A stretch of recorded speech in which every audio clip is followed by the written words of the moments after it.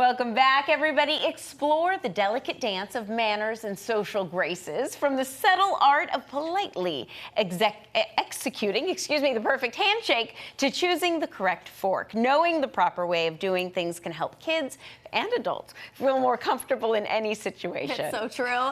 It can be difficult to navigate the world of modern manners, and that's why we called in the experts at Gilded Grace Etiquette. Welcome in Jen and Francis. Yes. Happy to have you. So glad you guys are here. Okay, gotta know about these classes that you started. Why?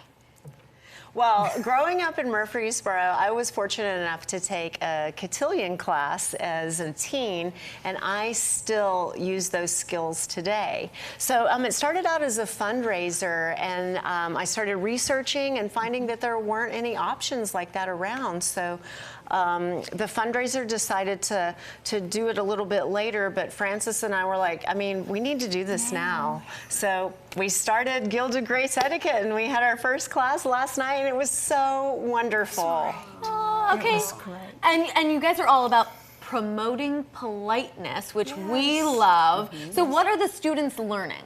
They're learning everything that you would want them to learn to help them be polite in today's climate and forevermore, all the way into their adulthood. They're learning things like how to shake hands. That's not a floppy fish handshake. That's not how we shake hands. They learned how to look people in their eye when they speak to them. And last night we had them do a project where they wrote a thank you note using all of the correct terms that they needed to do, the steps they needed to do, so they could take that home and give that to the person who signed them up for the class.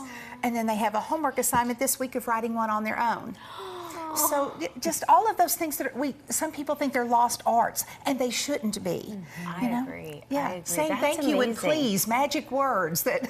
It's amazing. It's Simple. amazing how many Simple. people don't, though. So I'm so glad you're bringing that back. And speaking of that, you have plenty of tips for everybody watching, because there are so many ways that people can be polite, and it's easy. So please share some tips for our viewers. Do you want to go first? I'll let Well, you. I would say, you know, etiquette isn't just about using the right fork. It's about making people feel included, and going up to that person sitting alone and saying hello to them and making them feel welcome. Right, and how you introduce yourself to somebody. Next week we're going to talk about introductions in our class with those students, so they'll have the opportunity to learn. It's really a simple process, and there are 4 steps that you use when you introduce yourself to someone, or when you make an introduction to people in a group. And it's easy and fun, and it makes things simpler and makes people feel included and welcome into the conversation. Yes. And you know what's really cool is that these lessons are also modern, because one of your tips applies to social media and text messages. Yes, yes. You know, a lot of times students think, oh, well, we can have an entire conversation on a text message, and it doesn't work that way. So, I mean, the language, the tone that you set. You know, my dance teacher and I were talking about this last week, and he said he was developing a sentence that he was going to use in a class to teach a dance lesson. And it said, I didn't say you were stupid. I didn't say you were stupid. I didn't say you were stupid. Depending on the word that you inflect, that changes the complete So true. tone. So true. You can't do that in Yes. a text message. You need to have a conversation. So we're going to have students practice just having conversations with one another. Love that. It was wonderful. Really quick, we've got less than a minute left. We want to learn how to give a proper handshake.